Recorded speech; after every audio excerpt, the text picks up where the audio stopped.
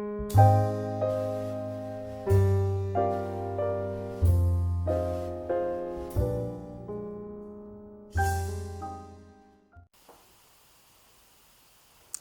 everyone, it's Robin with Beautiful and Beauté Jardin Florist. I have another video for you today.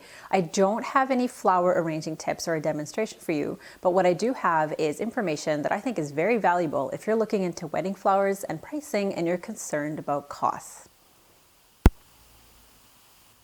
So I've been wanting to do a video on this topic from pretty much since the beginning of my business. And the reason for that is one of the first things I learned was how little couples know about wedding flower pricing. And this is probably the least shocking bit of news that you can hear, because for most people, it's the first time they've had to deal with event flower pricing.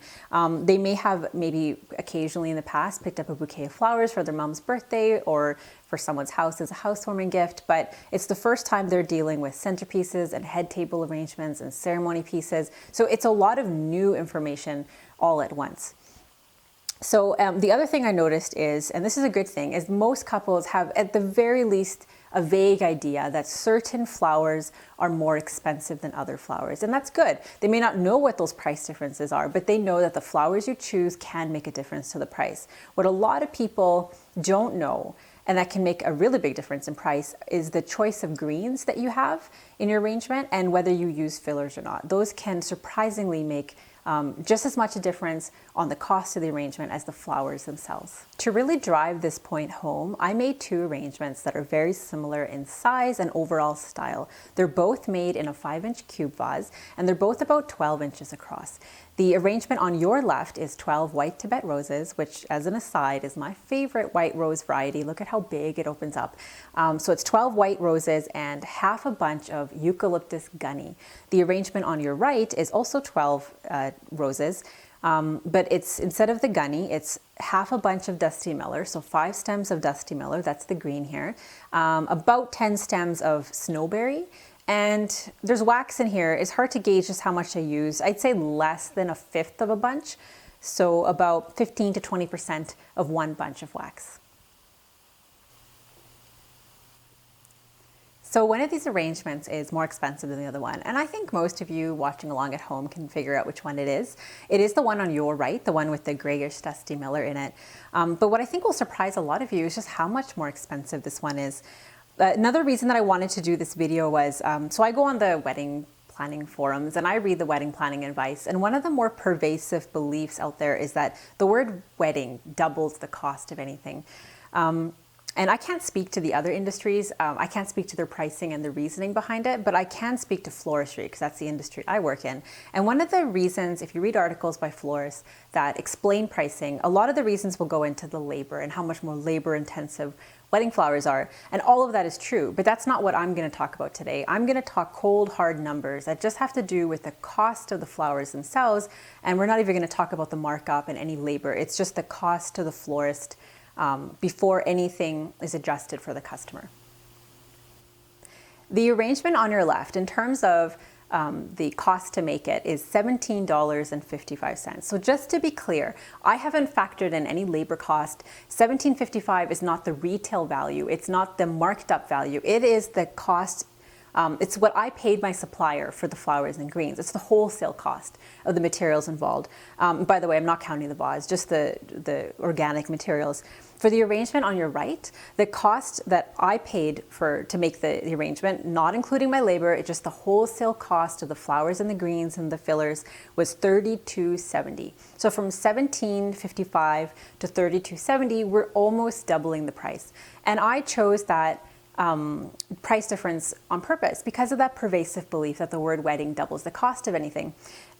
There's two sort of main take-home points I want you guys to get from this video.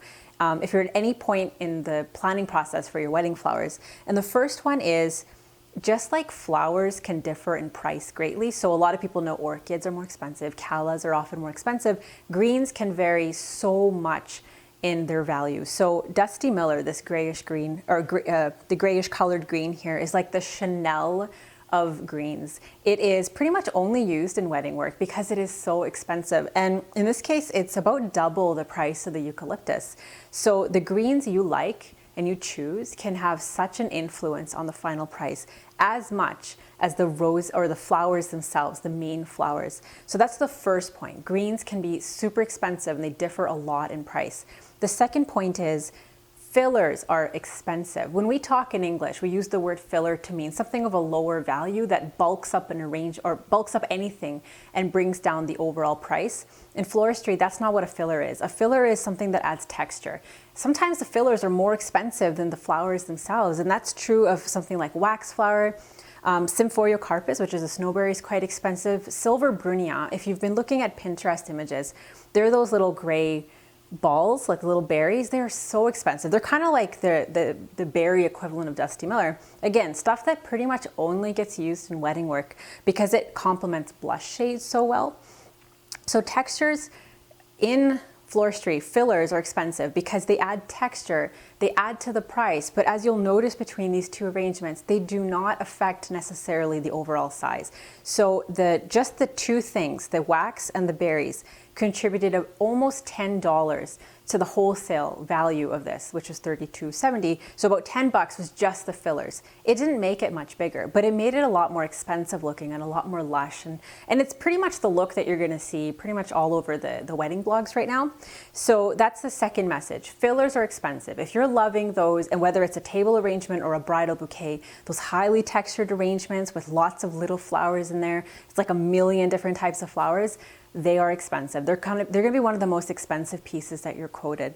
So it's totally okay to fall in love with those images. They're beautiful, but sometimes they may not work with your budget. But at the very least, it gives you something when you go into a florist and you look into pricing, something to be prepared for. Thanks for watching, everyone. I hope that information was useful and helpful in your wedding planning. If you have any questions, you can always email me at info@boutajardin.com. We're located in the Vancouver area in Canada. If you have any ideas for further tutorials, just drop me a line and I'd love to help you out. And until then, see you next time.